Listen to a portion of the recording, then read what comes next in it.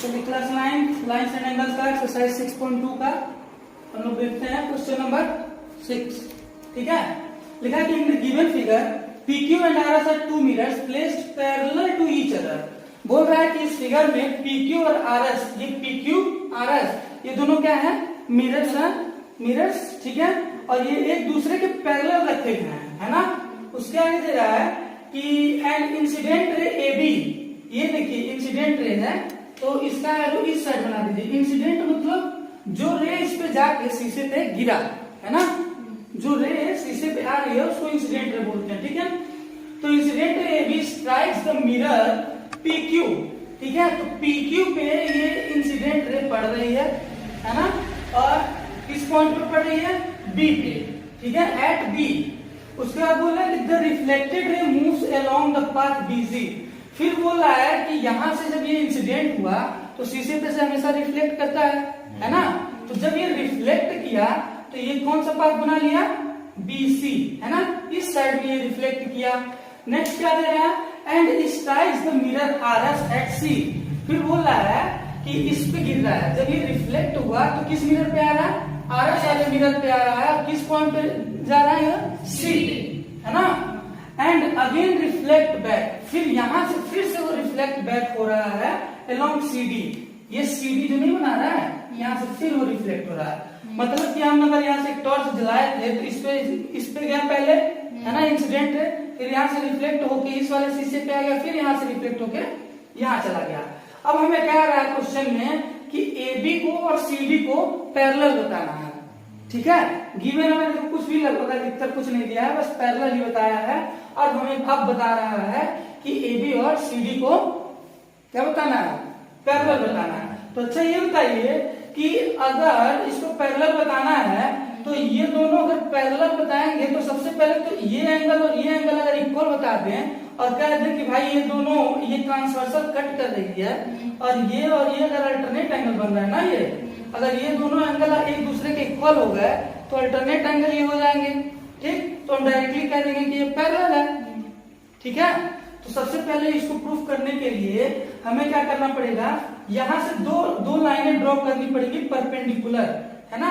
कुछ नाम दे देंगे, यहां से ऐसे ड्रॉ करेंगे तो इसका M दे देते हैं। ठीक है, PQ के परपेंडिकुलर एक लाइन हम ड्रॉ करते हैं, तो लिखते हैं let us draw a line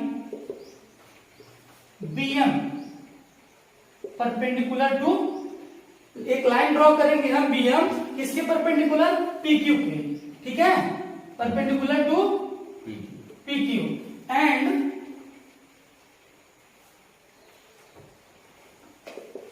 line एक और यहां से लाइन ड्रॉ करेंगे इसके परपेंडिकुलर। ठीक है, इसका नाम दे देंगे N यानी CN। ठीक है, and line CN perpendicular to किसके, RS। ठीक, तो हमने जो ये परपेंडिकुलर ड्रॉ किया, ये दोनों पैरेलल है और ये परपेंडिकुलर ड्रॉ किया तो ये पूरा का पूरा ये 90 डिग्री बनाएगा और ये पूरा का पूरा ये 90 डिग्री बनाएगा, हमें पता है। तो यहां से हम कह देंगे कि भाई ये भी क्या है, पैरेलल है। ठीक है, तो यहां लिखेंगे since PQ parallel to RS। ठीक है, since PQ parallel to RS this implies that, हम ये भी समझ लें कि जब ये इसके परपेंडिकुलर है तो BM पैरेलल टू CN, है ना, BM पैरेलल टू CN ये कह सकते हैं हम। ठीक, अच्छा नेक्स्ट हम देखते हैं इसको, ये एंगल जो बना रहा है ना, हमको तो जनरली यही एंगल पूरा प्रूफ करना था ना, ये एंगल और ये एंगल प्रूफ करेंगे तभी ना हम इसको AB और CD को पैरेलल बताएंगे। तो हमने इसको ले लिया एंगल 1, इसको 2 ले लिया, इसको 3 और इसको 4 ले लिया। और हमें एक साइंस में लॉ पढ़ाया गया है कि इंसिडेंट रे जो होता है ना, ये नॉर्मल एक लाइन होती है ना, तो इधर का एंगल ये इंसिडेंट एंगल हो जाएगा, जैसे एंगल 1 इंसिडेंट एंगल और ये रिफ्लेक्टेड एंगल हो जाएगा, है ना। तो angle 1 is equal to angle 2 science के रूल से। ठीक है, जब शीशे पे कोई लाइट पड़ती है तो इंसिडेंट रे का जो एंगल बनता है और जो रिफ्लेक्टेड रे का एंगल बनता है वो दोनों एक दूसरे के इक्वल होते हैं, यानी कि 1 और 2 दोनों एक दूसरे के क्या हो जाएंगे, इक्वल हो जाएंगे। ठीक है, उसके बाद फिर यहाँ से जो लाइन रिफ्लेक्ट होके आया तो फिर यहाँ पे 3 और 4 भी इक्वल हो जाएंगे। ठीक है, क्योंकि भाई अब यहाँ इस पे इंसिडेंट फिर यहाँ से रिफ्लेक्टेड ये हो गया, ठीक। तो 3 और 4 भी इक्वल हो जाएंगे। तो हम साइंस का जो रूल है वो याद करेंगे कि सबसे पहले हम यहाँ से डायरेक्टली देख लेते हैं कि इन दोनों को हमने पैरेलल बताया है ना। तो इन दोनों को जब पैरेलल बताया यानी बीएम और सीएन को जब पैरेलल बताया तो 2 और 3 देखिए एक दूसरे के अल्टरनेट एंगल्स हैं। तो अल्टरनेट एंगल्स इक्वल है, जब ये पैरेलल और ये ट्रांसवर्सल है तो एक दूसरे के इक्वल है। तो बीएम और सीएन क्या है, पैरेलल लाइंस है। एंड यहाँ पे ये कौन सा transversal, BC, and BC is transversal, ऐसे लिखते हैं बीसी इज ट्रांसवर्सल है ना, बीसी इज ट्रांसवर्सल। तो देयरफॉर यहां से क्या हमें मिल जाएगा, angle 1 is equal to angle 3 and angle 2 is equal to angle 3 है ना। Angle 2 is equal to angle 3 नहीं मिल गया, अरे भाई जब ये पैरेलल है तो ये दोनों अल्टरनेट एंगल बना रहा है ना। तो ये कौन सी प्रॉपर्टीज हो जाएंगे, ये अल्टरनेट एंगल है ना। तो लिख देंगे यहाँ पे ब्रैकेट में अल्टरनेट एंगल्स है ना, समझ में आ रहा है। अच्छा, अब इसके बाद मैंने बताया कि साइंस वाले रूल से incident ray is equal to reflected ray होता है। तो एंगल 1 और 2 एक दूसरे के इक्वल है।